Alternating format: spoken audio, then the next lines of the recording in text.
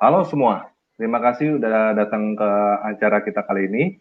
Kali ini kita akan bahas tentang Markus dan Lukas, juga murid-murid Yesus yang lain, bagaimana ceritanya, bersama dengan Romo Daniel.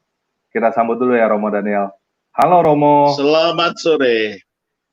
gimana kabarnya Romo? Halo. Sehat Romo? Oh, baik-baik tanpa Ragi, apa kabar? Baik. Ya, Teman-teman, ini banyak kan kita di Indonesia taunya cuma gereja Katolik sama Protestan. Nah, mungkin teman-teman banyak yang belum tahu Ortodoks itu apa. Jadi saya kasih perkenalan sedikit dulu. Nah, ini adalah timeline sejarah gereja menurut gereja Ortodoks, dan ini memangnya sejarah ya. Jadi dulu itu gereja Katolik dan yang lainnya itu jadi satu. Terus udah gitu di tahun 397 ini ada pecah jadi Church of the East, gereja Timur. Terus udah gitu 451 ada pecah jadi gereja Syria. Dan tahun 1054 jadi gereja Ortodoks dan gereja Ortodoks Timur dan gereja Katolik. Jadi jadi gereja Ortodoks itu seumur dengan gereja Katolik. Nah, biasa Protestan taunya di sini nih. Taunya cuma di area ini aja. Luther, terus ada gitu, ada Metodis, Baptis, terus ada gitu um, ada Calvin dan lain-lain, itu adanya di sini. Nah, kalau gereja Ortodoks adanya di sini. Jadi sebenarnya dengan adanya gereja Ortodoks ini sangat menarik untuk kita bahas karena uh, Katolik dan Protestan kan pecah. Kita kalau yang Protestan itu ada sejarah gereja yang tidak diketahui, maksudnya yang jarang orang-orang Protestan tuh tahu tentang gereja. Dan sekarang kita punya alternatif, punya uh, punya referensi lain yang kita bisa lihat yang bukan Katolik dan bukan Protestan. Jadi sejarah gereja dari sudut pandang yang lain, yang totally different with yang benar-benar berbeda dengan Katolik dan Protestan. Ini sangat menarik. Kita akan bahas ini. Jadi ini adalah salah satu contoh bukunya. Ini buku yang disimpan oleh gereja Ortodoks. Ini disebutnya Sinaxarion. Jadi ini adalah buku cerita-cerita tentang kisah-kisah tentang para rasul-rasul yang di luar Alkitab. Di luar Alkitab yang tidak dicatat oleh Alkitab itu ada di sini ceritanya. Nah, ini buku ini sudah diterjemahkan ke dalam bahasa Indonesia. Ini buku bahasa Indonesianya.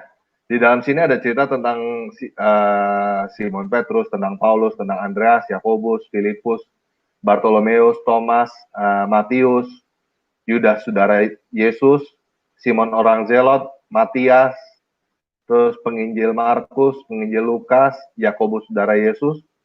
Terus dari itu masih ada lagi cerita-cerita yang lain. Nah, ini tidak ada di dalam Alkitab, dan ini biasanya Protestan nggak tahu. Katolik juga kemungkinan besar ini nggak tahu. Soalnya ini yang simpen di gereja Ortodoks. Nah, ini sangat menarik dan ini akan kita bahas dengan Romo Daniel pada saat ini. Nah, terus kalau teman-teman mau tahu tentang gereja Katolik juga, tentang gereja Ortodoks, teman-teman juga bisa lihat websitenya ya di sini di Gereja Ortodoks Indonesia.org. Ini websitenya. Terus juga teman-teman bisa nanya nanti kalau misalnya ada yang kurang, misalnya waktu kita kurang, ada teman-teman mau nanya tentang sejarah-sejarah gereja, saya sangat merekomendasikan channelnya Romo Daniel Biantoro. Teman-teman bisa cari Romo Daniel aja, juga langsung ketemu ini. Romo Daniel Biantoro, ini channelnya. Oke, kita ngobrol langsung ya sama Romo Daniel ya. Halo Romo. halo, Ya, selamat sore. tadi yang saya jelasin ada yang salah ke Romo? Ya, sebenarnya kalau dari kacamata itu yang disebut gereja Katolik Apostolik itu ya gereja purba itu, bukan gereja Katolik Roma. Ya, gereja purba itu memang belum ada berapa yang disebut Roma Katolik atau Ortodoks. Gereja Katolik Apostolik itu gereja purba artinya, gereja mula-mula. Oke.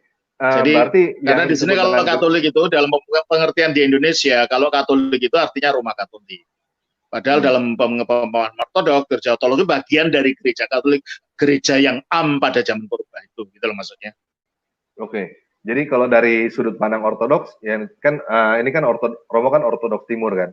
Berarti yang disebut dengan Ortodoks Ya. Baratnya itu adalah Roma Katolik gitu ya? Sebenarnya nggak ada ya istilah Ortodoks Barat itu nggak ada. Gereja Barat ada. Oh, oke. Gereja Barat ada. Itulah gereja Barat itu yang berpusat di Roma. Gereja Timur yang berpusat di Yerusalem, di Konstantinopel waktu itu, di Alexandria dan di Antioquia, yang berada di sebelah timur dari kerajaan Romawi, namanya kerajaan Bizantium. Oke. Romo, ini juga kita banyak yang belum tahu nih Romo. Sebenarnya tuh Markus itu siapa Romo? Markus itu ponaknya Barnabas, anaknya Maria yang rumahnya digunakan untuk persekutuan doa pada waktu zaman gereja purba. Ketika Petrus mau diusir keluar dari penjara, habis di penjara, kan dia keluar mencari rumah siapa? Dia ketemu rumahnya ibunya Markus. Ditemani ibunya Markus itu. Itu tertulis dalam Kisah Rasul pasal 12 ya. Kisah Para Rasul 12 buka ya. Ayat yang mulai 15 lah. Markus itu pernah ketemu dengan Yesus apa enggak Romo? Tentunya, dan di dalam Markus itu ada kisah ketika Yesus ditangkap. Anak muda yang melarikan diri mau ditangkap sampai jubahnya lepas sampai dia lari telanjang. Dan diperkirakan itu Markus sendiri yang lari itu. Yang pada saat peristiwa Yesus disalibkan itu? Yesus ditangkap di Getsemani. Ya, yang di Taman Getsemani ditangkap itu. Ada anak muda kan mau ditangkap lari, terus meninggalkan bajunya. Dia lari telanjangnya itu Markus. Oh, sebentar ya. Coba kita baca di dalam Markus asal.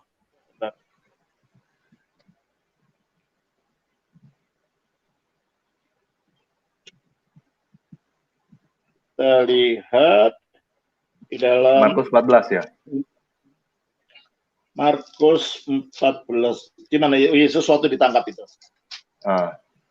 Pasal 14 ayat 51. Pasal 14 ayat 51. Tolong baca. Ada seorang muda yang pada waktu itu hanya memakai selai kain lenan untuk menutupi badannya, mengikuti dia. Terus? Mereka hendak menangkapnya, tetapi ia melepaskan kainnya dan lari dengan telanjang. Nah, itu Markus. Oh, oke. Berarti ini Markus ceritanya itu masih kecil sekali pada saat itu gitu ya? Iya.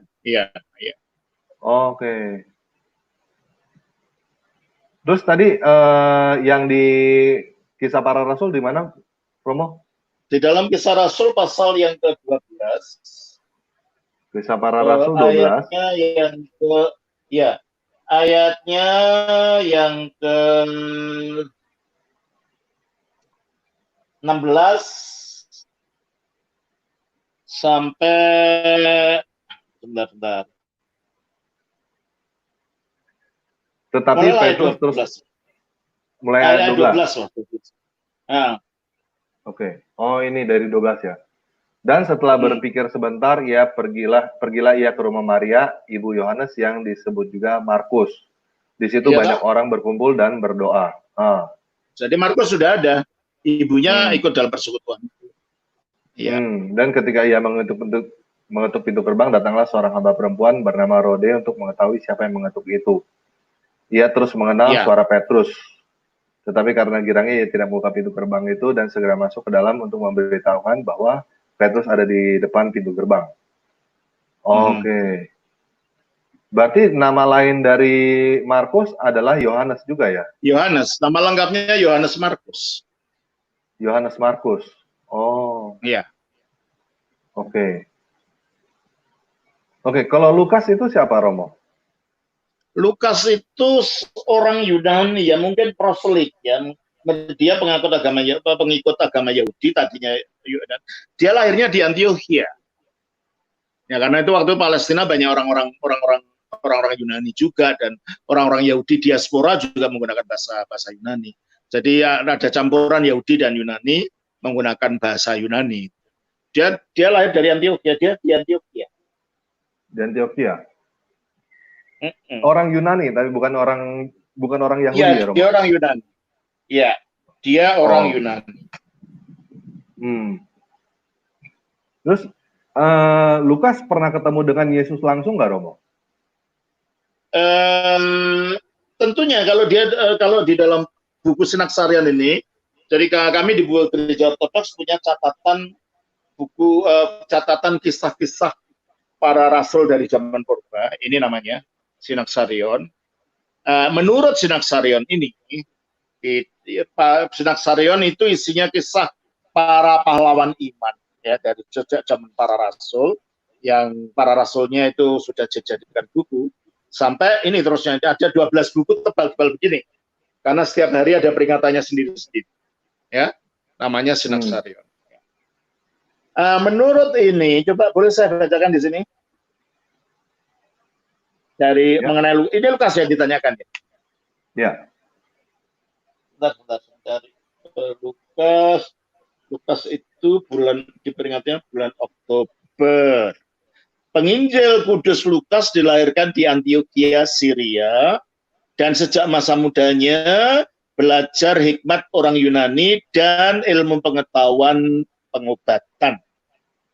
Dia menjadi seorang dokter, seorang tabib yang sangat terampil dan seorang penulis ikon yang sangat bagus. Dan dia mengetahui baik bahasa Yunani maupun bahasa Mesir, yaitu bahasa Koptik sekarang.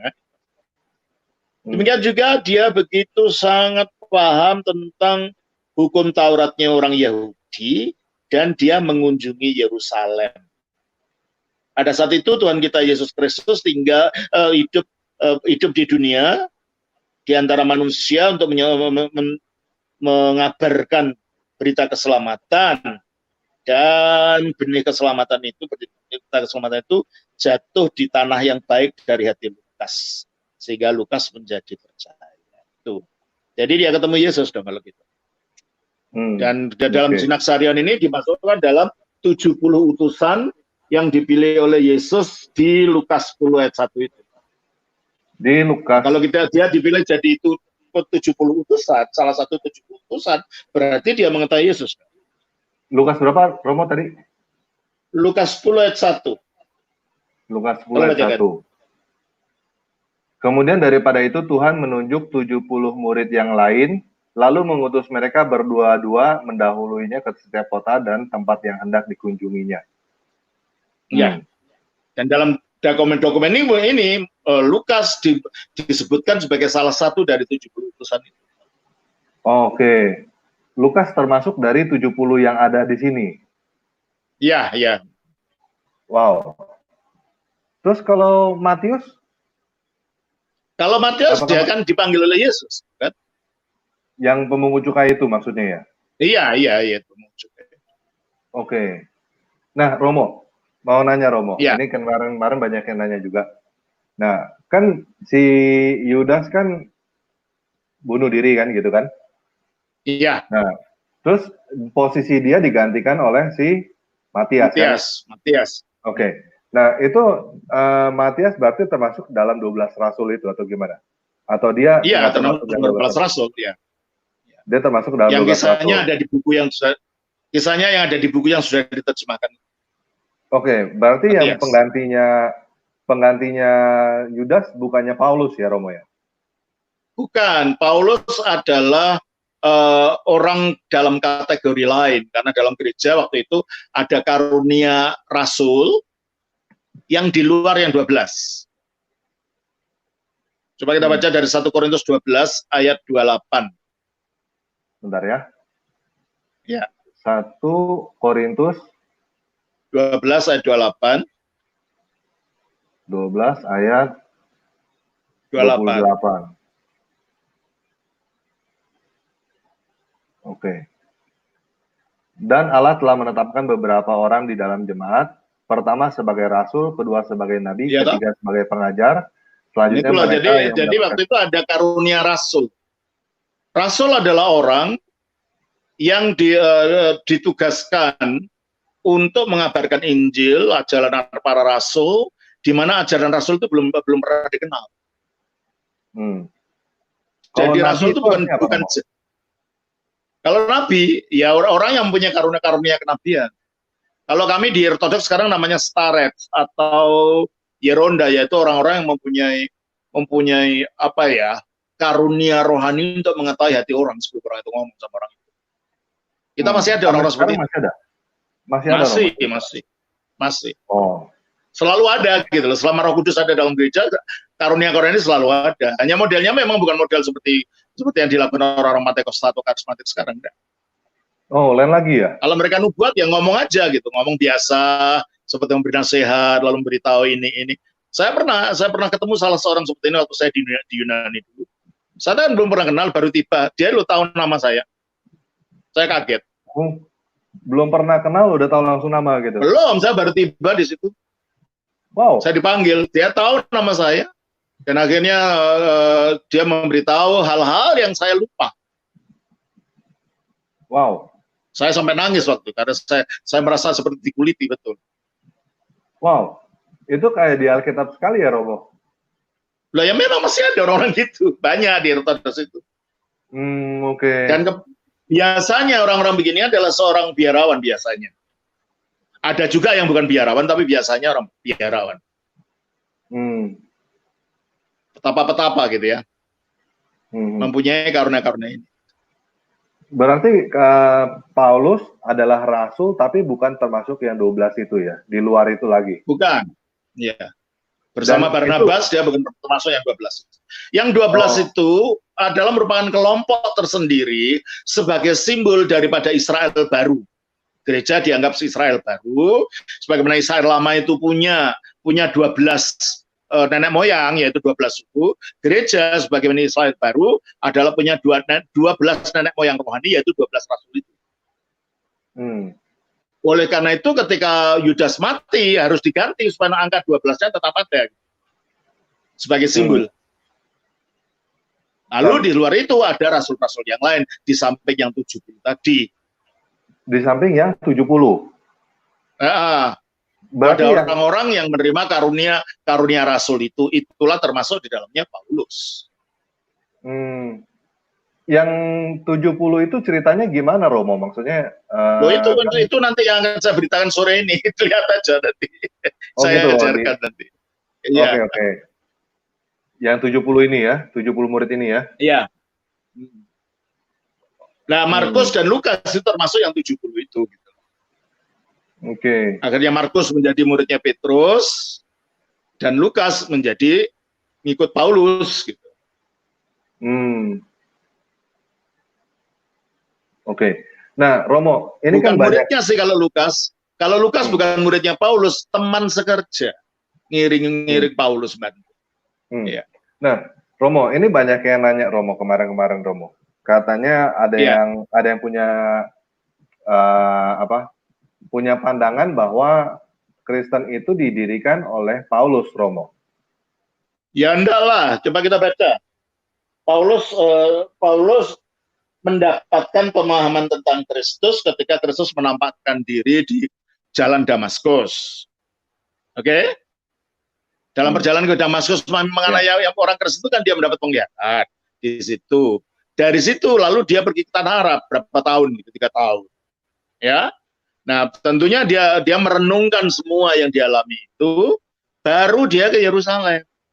Untuk apa? Untuk mengkonfirmasi ajaranku ini sama dengan kalian tidak, gitu loh.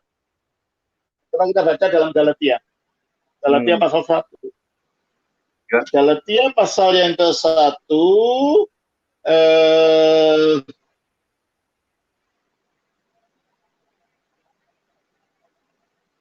Galatia 1. Coba kita baca ayatnya ayat yang ke-15 sampai 18. Tolong bacakan. 15 sampai 18.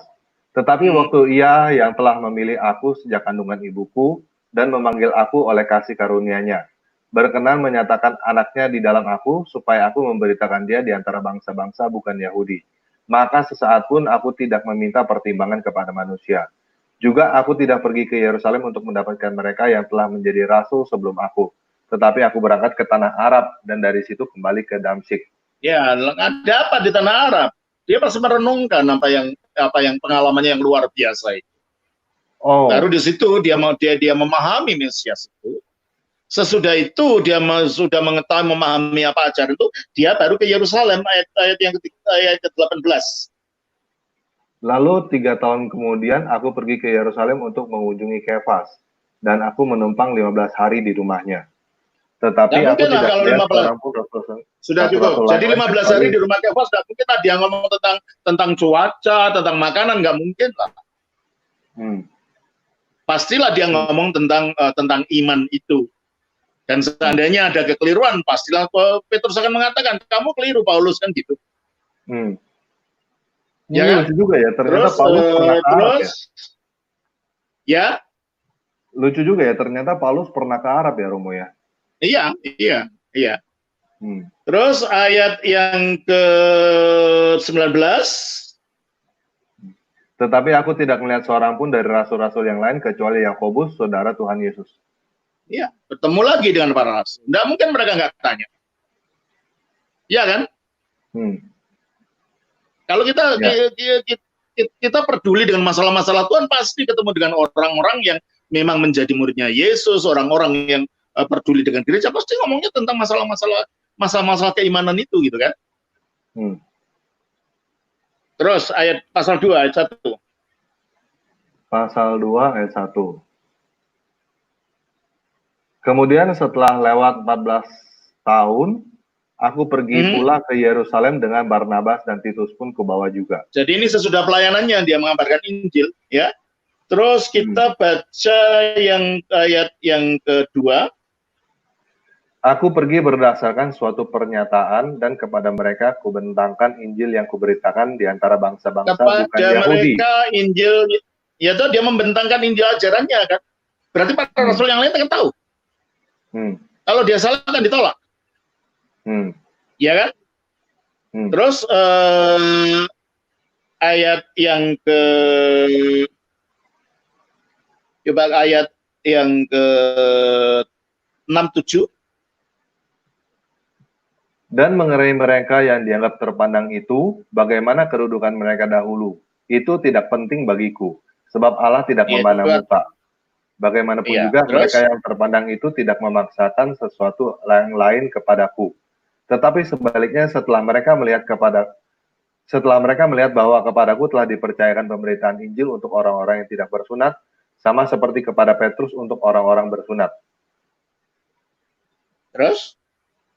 Karena ia yang telah memberikan kekuatan kepada Petrus untuk menjadi rasul bagi orang-orang bersunat, ia juga telah memberikan kekuatan kepadaku untuk orang-orang yang tidak bersunat.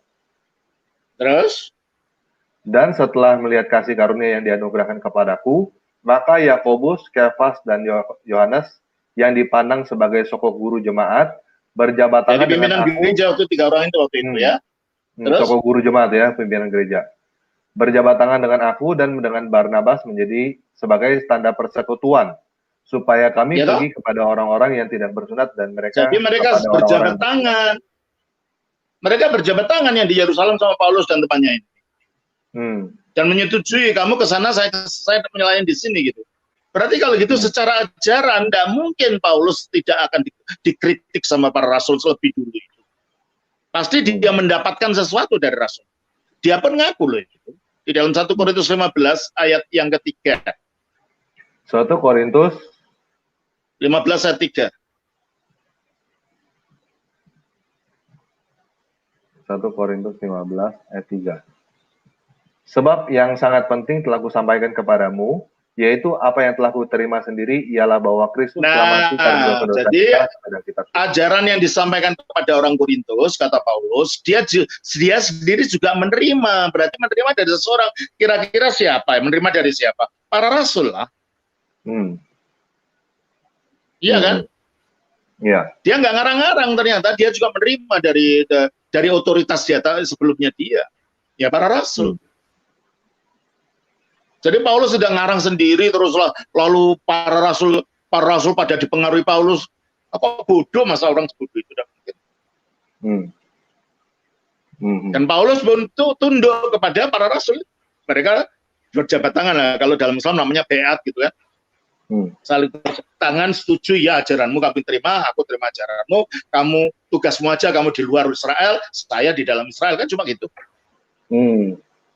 Berarti ada kemungkinan gereja di Arab itu Paulus yang dirikan ya, Romo? Di Arab ya ada kemungkinan, tapi bukti kita tidak ada gitu. Buktinya tidak ada. Atau mungkin saja kenapa tidak. Makanya mungkin ada orang-orang Arab yang berpikir bahwa gereja itu, Kristen itu yang dirikan Paulus mungkin ya. Karena Paulus ke tanah Arab mungkin, Romo. Enggak juga sih, karena sebelum ada Paulus, ada orang-orang Arab yang ikut pada hari Pentakosta. Dan pada hari Pentakosta, saya latah ya. Karena keenaan bilang Pentakosta, sebenarnya Pentakosta. Pada hari Pentakosta, ya. Pada hari Pentakosta, itu ada yang di Yerusalem. Ketika akhirnya ada orang 3.000 orang bertobat itu. Nggak mungkin nggak ada orang Arabnya yang ikut di situ. Iya. Oke, kita akan buka ini ya, Romo ya.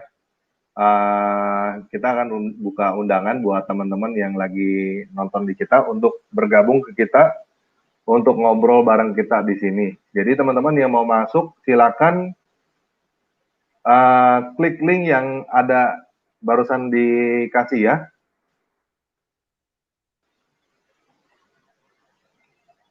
Nah ini linknya di ini. Oke. Teman-teman yang mau masuk silakan, yang mau tanya langsung ke Romo silakan. Terus ini yang di buku ini, Romo. Buku yang mana? Ini kan kemarin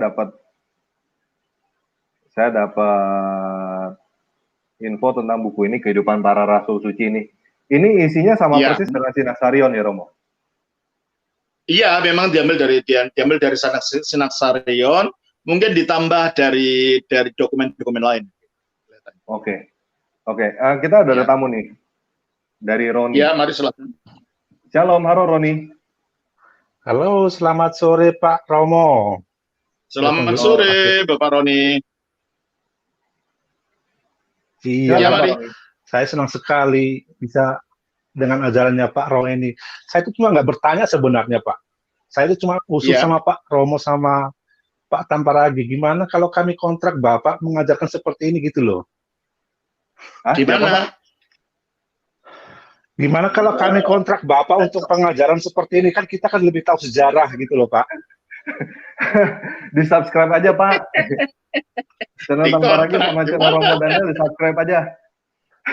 Iya dong Pak. Itu udah kontrak hidup itu Pak. Saya punya itu loh Pak. Kan? Saya punya video, Bapak bisa subscribe ke sana. Di situ banyak pengajaran. Nah, kalau begitu bisa dong dibuat seperti ini, Pak, live sekali seminggu gitu atau 2 kali seminggu gitu loh. Jadi tambah pengalaman. Bagaimana gitu Tamparagi?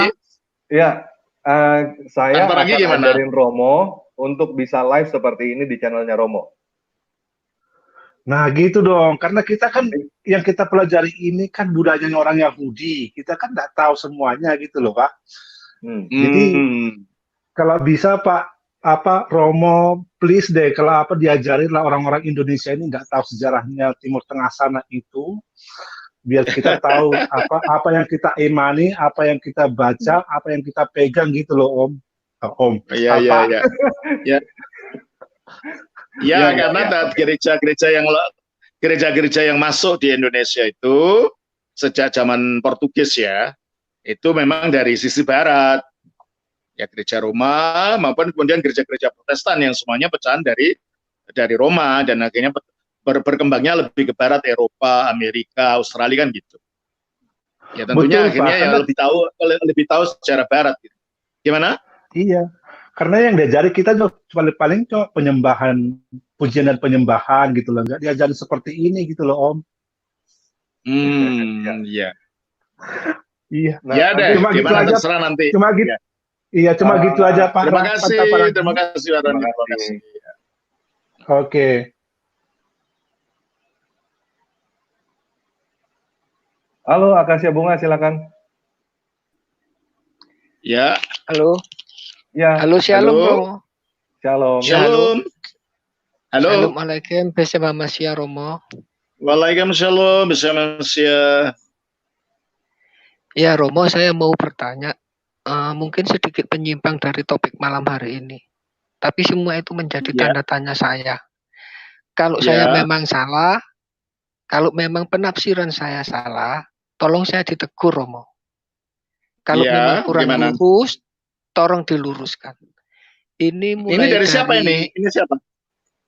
Akasia Dari Bunga namanya. Akasia Bunga. Akasia Bunga. Oh, dari mana? Surabaya Romo. Subscriber Ya. Romo. Selalu mengikuti perkembangan video Romo. Oke. Ya. Jadi pertanyaannya apa?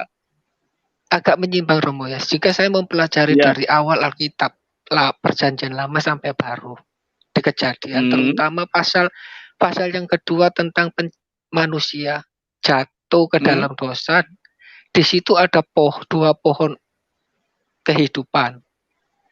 Pohon kehidupan itu dalam dua arti, baik dan buruk. Satunya kehidupan.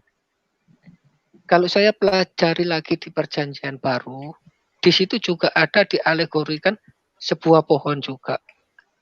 Apakah ini pohon ini suatu simbol tentang kita yang terikat dengan keinginan bebas sehingga kita memberontak kepada Tuhan? Padahal kalau kita tidak memberontak sama Tuhan, Tuhan pastilah suatu saat memperbolehkan kita makan buah itu. Berhubung kita tidak taat, akhirnya kita terjerembab sendiri oleh keinginan kita. Oke, yang mau ditanya apa? Yang ditanya apa? Apakah benar Romo? Pengertian pohon itu mengibaratkan atau simbol dari manusia itu sendiri Romo? Sebenarnya pohon kehidupan itu malah menyimbolkan Kristus. Karena dikatakan orang yang makan itu akan hidup selamanya. Dan hidup selamanya itu dapatnya dari Kristus. Enggak yang pohon pengetahuan tuh yang dilarang dimakan itu loh Romo.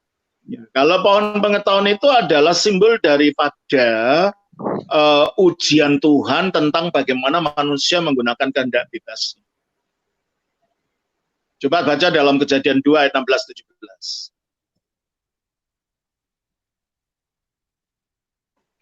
Ada Alkitab. Kejadian 2 ayat 16-17. Kejadian 2. Sebentar saya bukain dulu. 16-17. Bentar ya. 16-17. Lalu Tuhan Allah memberikan perintah ini kepada manusia, semua pohon dalam taman ini boleh kamu makan buahnya dengan bebas. Tetapi pohon pengetahuan tentang baik dan jahat itu, janganlah kau makan buahnya, sebab pada hari engkau memakannya pastilah engkau mati. Iya tak? Jadi kalau seandainya mereka tidak pernah makan, gimana? Nggak mati. Nggak mati. Kalau makan, mati. Jadi ini kalau nggak makan itu berarti mereka taat. Kalau makan berarti tidak taat. Jadi pohon itu adalah sebagai simbol ketaatan dan ketidaktaatan manusia. Jadi kita nggak tahu itu buah apa. Ada mengatakan apel, tidak ada kita mengatakan itu apa. Ada mengatakan buah ini, buah itu tidak ada kita mengatakan ini buah apa, kita tidak tahu. Oke, jadi kalau buah itu dimakan, gimana? Berarti itu yang jelas buah pikiran kita sendiri, Robo ya? Jadi itu yang jelas begini. Tadinya manusia itu diciptakan ketika manusia belum jatuh dalam dosa sebagai yang diciptakan menurut gambar dan rupa Allah. Maka semua kebaikan yang dia miliki dia tidak harus mikir-mikir. Langsung dia mendapat ilham ilahi hanya untuk berbuat baik saja sebagai gambarnya Allah. Gambar di sini adalah refleksi. Ada refleksi sifat-sifat Allah di dalam manusia. Nah, waktu itu manusia tidak harus memilih ini baik atau buruk. Dia yang dilakukan hanya cenderung baik saja. Karena waktu itu manusia masih dalam keadaan murni diciptakan menurut gambar Allah. Nah, ketika mereka mulai yang digambarkan memakan buah itu, dia mulai mikir-mikir.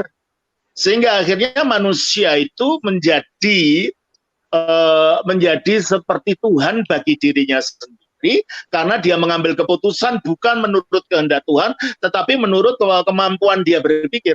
Maka muncullah rasa baik dan buruk dalam pengertian yang negatif.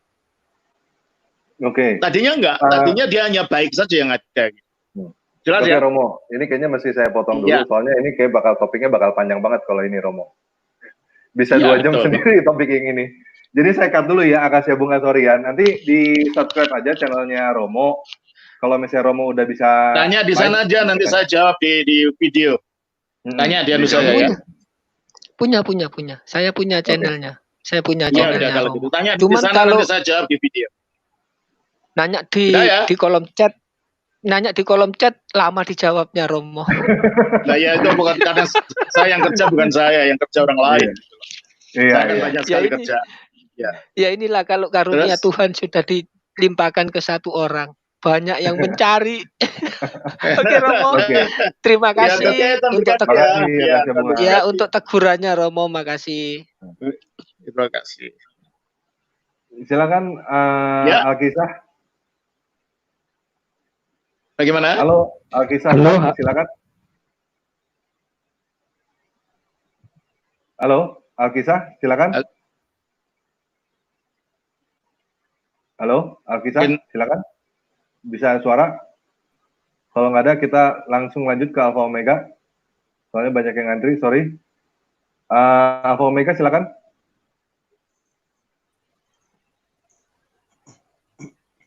Halo, Alpha Omega. Nggak ada lagi. Ini banyak yang ngantri, Romo. Ada 10 lebih, Romo. Oh, gitu ya. Halo, Alpha Omega, bisa bicara, Alpha Omega? Kalau nggak bisa, Omega harus lewatin dulu. Oke, silakan Fox. Halo, silakan Fox. Halo. Halo Fox, silakan.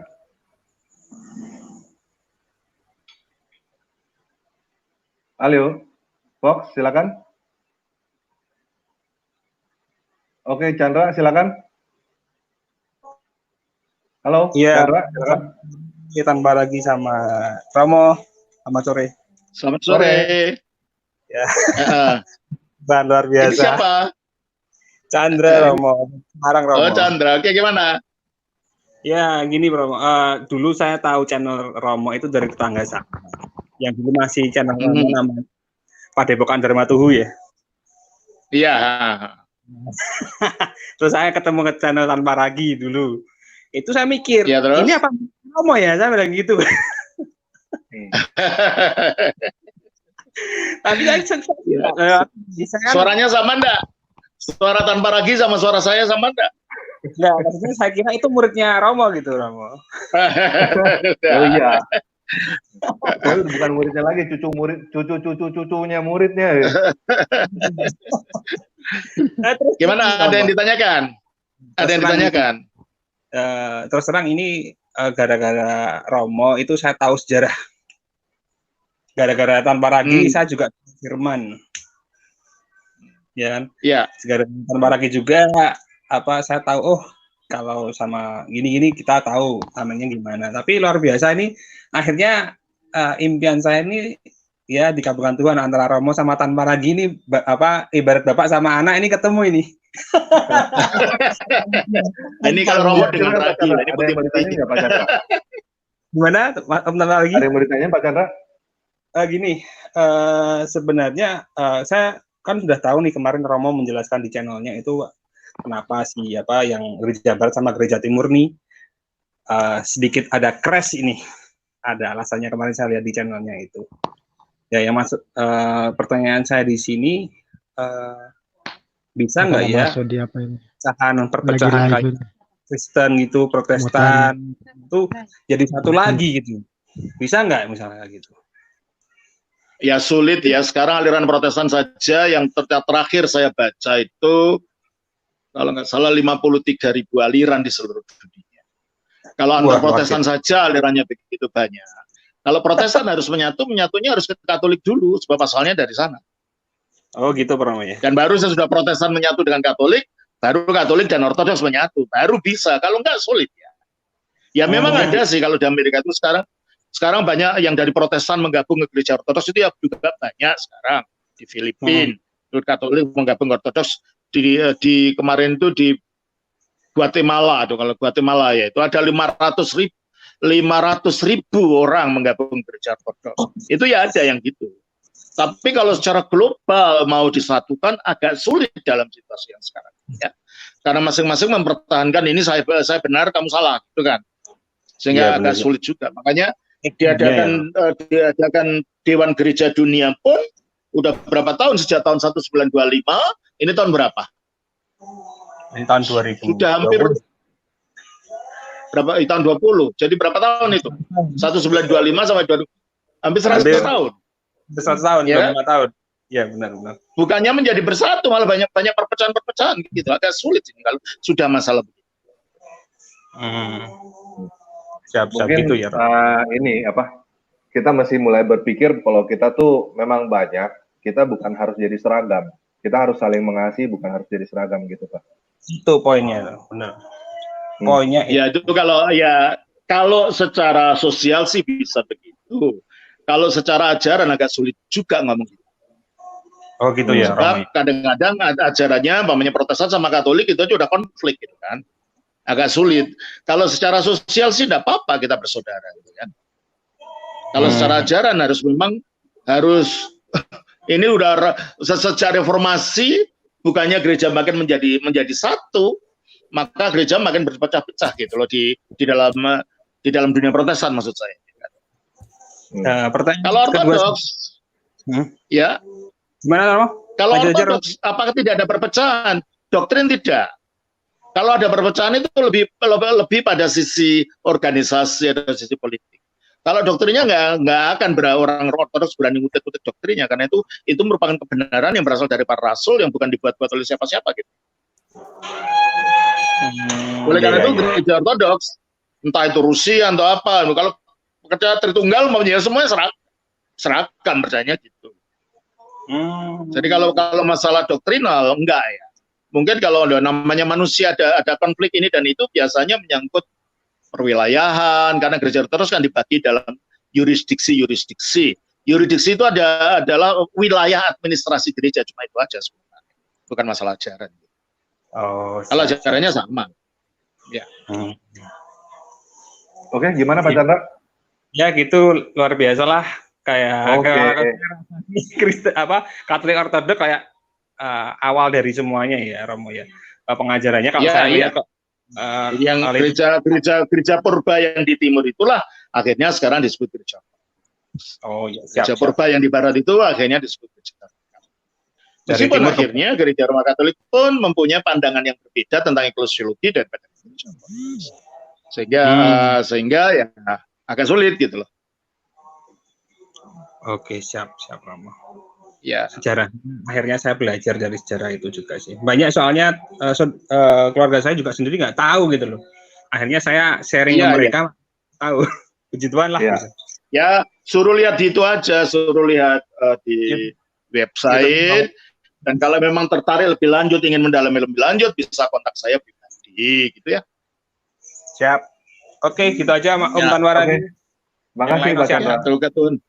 Tuhan berkati. Kita shalom.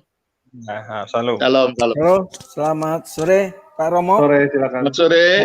Selamat Romo. Protestan maupun Ortodoks bagi saya sama saja. Yang terpenting apakah gereja itu mendasarkan diri pada Alkitab atau tidak? Nah, masalahnya bukan Alkitabnya, masalahnya tafsirannya itu loh. Ya, kalau Alkitabnya saja yang jadi masalah, tanpa tafsiran, nggak mungkin akan muncul macam-macam ajaran gitu. Dan ajaran itu, tafsiran itu akhirnya menimbulkan macam-macam perbedaan pemahaman gitu. Jadi Alkitabnya tidak salah kalau Alkitabnya, semua ya pakai Alkitab. Tapi bagaimana memahami Alkitab yang menjadi masalah akhirnya gitu. Nah, yang penting apakah tafsiran itu melenceng jauh atau tidak pada Alkitab. Jadi kalau ukurnya sekali lagi itu nanti muter-muter. Alkitab, nafsir Alkitab, jadi muter-muter lagi. Iya. Iya kan? Iya. Oleh karena itu kalau gereja Ortodoks kami kembali kepada ajaran gereja purba. Ketika gereja itu masih satu, itu menjadi standar bagi kami untuk memahami. Karena pada akhirnya Alkitab itu pun merupakan karya Roh Kudus di dalam gereja. Sebelum ada Alkitab ada gereja dulu gitu. Contohnya, nggak mungkin Paulus nulis surat kepada jemaat di Roma kalau jemaat di Roma tidak ada dulu gitu. Nggak mungkin dia menulis pada jemaat di Korintus kalau jemaat di Korintus tidak ada dulu. Jadi gereja itu ada dulu sebelum Alkitab. Oleh karena itu, mengapa dikatakan di dalam 1 Timotius pasal yang ketiga ayatnya yang ke Timotius 3 ayat 16. 1 Timotius 3 ayat 16. Ayat 16. Dan sesungguhnya agunglah rahasia ibadah kita. Oh, maaf. Keliru saya, keliru. Mungkin 2 Timotius 3:16 coba. 2 Timotius 3 ayat yang ke 16. Segala tulisan yang diilhamkan Allah telah memang bermanfaat untuk mengajar. Saya carikan dulu. Bentar. Saya tidak ada Alkitab. Coba saya carikan ayatnya di dalam Timotius pasal yang ke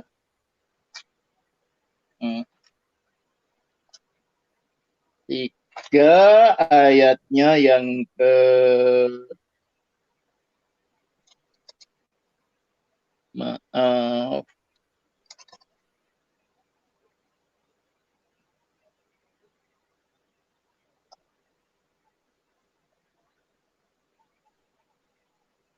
pasal 3:15. 3:15. 1 atau 2? 1 Timotius ya? 3 ayat 15 saja. 1 Timotius 3 ayat 15. Oke. Jadi jika aku terlambat, sudahkah engkau tahu bagaimana orang harus hidup sebagai keluarga Allah, yakni jemaat dari Allah yang hidup, tiang penopang dan dasar kebenaran? Ya, di dalam bahasa aslinya dikatakan, it is estin ecclesia to theo. Coba saya baca. Saya dalam bahasa asli. Jadi kata yang diterjemahkan kata jemaat itu bunyinya eklesia dalam bahasa aslinya, berarti gereja kan? Gereja.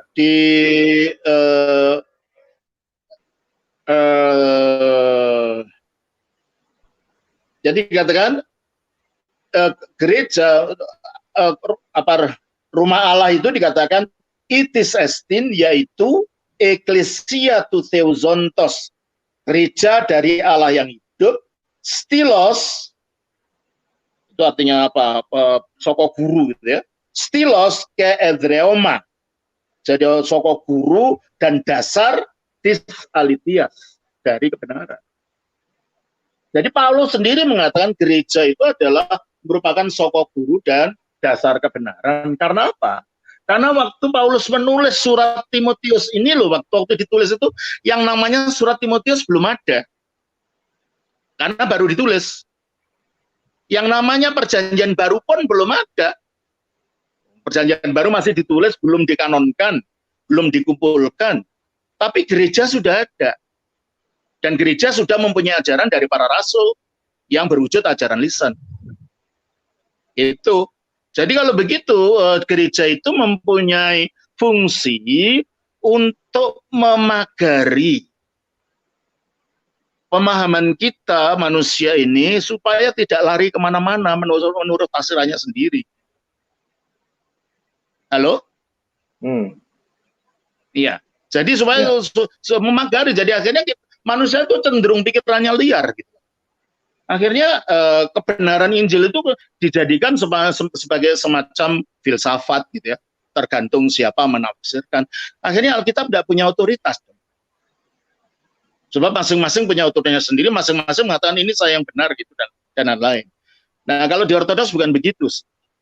Kami tunduk kepada ajaran Rasuliah, kami tunduk apa yang dahulu oleh gereja-gereja sudah dirumuskan dalam konsili-konsili, sehingga melalui apa yang gereja sudah ajarkan selama itu, yang dalam Alkitab sendiri dikatakan gereja sebagai soko guru dan dasar kebenaran, kita dapat memahami Alkitab dengan lebih baik lagi. Jadi tidak liar menurut pikiran kita sendiri. Itu cara pandang Ortodoks. Jadi kalau yang jadi masalah, Alkitab nggak ada masalah, kita semua Katolik, Protestan, Ortodoks semuanya ya perjanjian barunya ya 27 buah buku itu. Tapi kok bisa menjadi macam-macam penafsiran karena apa? Bukan Alkitabnya. Orang-orangnya mempunyai latar belakang pemikiran sendiri, mempunyai latar belakang pendidikan sendiri, sehingga menimbulkan kesimpulan-kesimpulan sendiri. Sementara kalau di Ortodoks, karena kami punya tuntunan dari gereja melalui konsili-konsili zaman purba yang telah melawan ajaran-ajaran bidat waktu itu, Arianisme lah, monofisitisme, nestorianisme dan macam-macam, sehingga akhirnya kita mendapatkan pandangan, oh rupanya gitu. Sebab kita tidak bisa mengatakan saya lebih pandai daripada Bapak gereja purba dulu.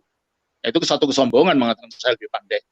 Satu orang merasa lebih pandai daripada pemikiran kolektif daripada orang-orang yang ada dalam gereja waktu itu, yang mempunyai mata rantai dengan para rasul. Itu kacamatanya Ortodoks melihatnya seperti itu. Berarti Ortodoks patokannya dengan konsili-konsili itu ya, Romo ya? Ya semua ajaran para bapak gereja, para orang-orang yang mendapat langsung mempunyai mata rantai pengajaran langsung dari para rasul. Sebab yang menjadi saksi, yang diberitakan Kristus mengajar adalah para rasul ini.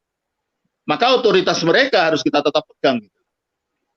Sebab yang diberitakan rasul, ajarlah semua bangsa untuk menuruti semua yang aku ajarkan padamu. Gitu kan? Mereka yang diberitakan Kristus. Kamulah yang menjadi saksi. Gimana? Jadi mereka itu yang mengetahui langsung dari ajaran Kristus itu yang disampaikan kepada mereka. Oleh karena itu, maka otoritas mereka di dalam gereja Ortodoks yaitu otoritas terutama gitu. Bahwa nanti ada para bapak gereja yang menjelaskan lebih lanjut. Bapak gereja itu hanya menjabarkan apa yang sudah diterimanya dari para rasul. Siapa sih Bapak gereja? Bapak gereja adalah orang-orang yang pernah diajar rasul atau pernah mendengar rasul, contohnya Irenaeus. Dari situ dilanjutkan oleh muridnya, begitu seterusnya. Jadi Bapak gereja itu bukan... Catatan itu di Ortodoks lengkap itu, Romo? Semua ada. Tulisan-tulisan mereka ada, kisah hidup mereka ada, semua ada. Itu yang agak hilang di dalam Protestan ya? Bukan agak, kalaupun mereka tahu ada bapak gereja, itu hanya untuk referensi, bukan menjadi otoritas untuk berbicara. Ya, hanya untuk referensi. Oh, bapak gereja mengatakan itu, tapi tidak masuk ke dalam the spirit of the fathers gitu loh. Semangat dari para bapak ini gitu. Oke, jadi kalau umpamanya gimana? Cukup jelas, Honggo? Halo? Honggo? Halo? Gimana cukup jelas jawabannya? Ya, jelas. Nah ini Pak, gereja Protestan itu otoritasnya ke Alkitab, Pak? Kami juga. Semua juga. Masalahnya bukan Alkitabnya, yang nafsir itu loh. Penafsirannya. Nah, itu bukan Alkitabnya, kami juga. Itu masalah penafsiran. Tapi tafsirannya gitu loh. Ya, kalau masalah tafsir Alkitab ya tergantung masing-masing orang ya, Pak ya. Tapi yang makanya memunculkan macam-macam aliran itu gitu loh. Iya, betul. Kalau Ortodoks enggak. Ortodoks ya Alkitabnya, ya penafsirnya itu gereja. Karena Alkitab berasal dari gereja, yang memahami juga gereja, sebab gereja dikatakan sebagai soko guru dan dasar kebenaran tadi gitu loh. Iya Pak, ya. Jelas ya? Ya Romo, ya jelas Romo. Terima kasih Romo. Oke, makasih Honggo. Terima kasih. Ya, ini tinggal 2 menit ya? Ya? Tinggal 2 menit ya? Iya. Karena saya ada siaran lagi ini. Sebentar lagi saya ada siaran lagi di berarti ini terakhir Matius Sahyu, sorry nih yang lain nih. Soalnya Romo udah masih ada waktunya. Oke, silakan. Iya, karena saya ada siaran. Coba lihat nanti siaran saya tentang kehidupan orang kudus nanti. Sebentar lagi di channel YouTube saya. Ya, silakan Matius. Halo. Halo. Selamat malam Romo. Shalom. Selamat malam. Ya, silakan. Ya, shalom Matius. Romo. Shalom. Selamat malam. Saya mau tanya ini. Shalom. Iya, shalom, saya dengar. Halo. Ya, langsung aja Pak, silakan. Ya, gini Pak, gini Romo. Saya mau tanya. Ini kan pembahasannya kan siapakah Markus dan siapakah Lukas. Saya mau tanya tentang Lukas ini. Lukas ini apakah murid Yesus atau bukan dia? Tadi sudah saya katakan Lukas itu menurut catatan dari Sinaksarion itu salah satu dari 70 murid yang tertulis dalam Lukas 10 ayat 1 itu. Oh iya. Ya. Terus kenapa Markus ini tidak mencatat silsilah tentang Tuhan Yesus? Siapa? Markus tidak mencatat apa ini silsilah Tuhan Yesus itu. Markus. Ya, masing-masing mempunyai caranya sendiri dan tujuan menuliskan Injilnya masing-masing. Yohanes juga tidak mencatat, Markus juga tidak mencatat. Itu saling melengkapi satu dengan lain. Itu membuktikan mereka tidak saling mengcopy. Membuktikan mereka punya pandangan independen, bahwa pandangan independen itu akhirnya membuat mata rantai, membuat benang merah, menunjukkan mereka memang diilhami Roh Kudus. Ya, ini juga. Ini kan Markus ini kan katanya Injil yang paling tertua. Kenapa ditulis menjadi Injil yang kedua, bukan Injil yang pertama? Seharusnya kan Matius yang kedua. Ini bukan masalah tua atau tidak, masalah kekaitan benang merah pemikiran. Injil Matius itu sangat tepat ditaruh di paling depan karena itu transisi dari Perjanjian Lama ke Perjanjian Baru. Makanya di situ dikatakan ini silsilah Yesus Kristus, anak Abraham, anak Daud, anak Abraham. Ini karena ini langsung connect dengan Perjanjian Lama gitu. Terus di situ banyak supaya genaplah yang dikatakan Nabi. Ada banyak kata-kata itu menunjukkan ini connect-nya dengan Perjanjian Lama. Jadi itu adalah merupakan transisi yang tepat dari Perjanjian Lama ke Perjanjian Baru. Kalau coba taruh Markus di situ, orang Yahudinya nggak ngerti gitu loh. Ini apa sih maksudnya gitu. Tapi kalau Matius yang di situ karena itu banyak unsur-unsur keyahudiannya, orang Kristen awal itu adalah orang Yahudi.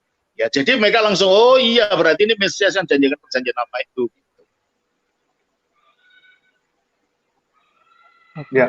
Ya, makasih Romo. Iya.